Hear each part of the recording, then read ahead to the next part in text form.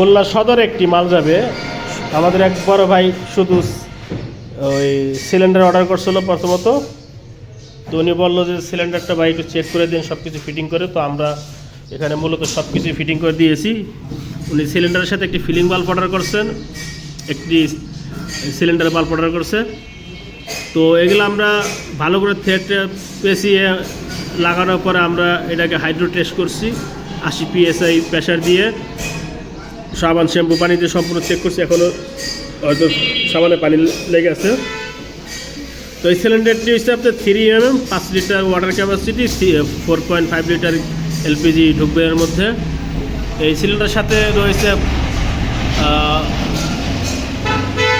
কালাম আছে, দুইটা ইউ কালাম, দুইটা আই কালাম, সাথে 4টি নাট বোল্ট আছে। তার সাথে একটি গ্যাস রেগুলেটর অর্ডার করছে, সাথে একটি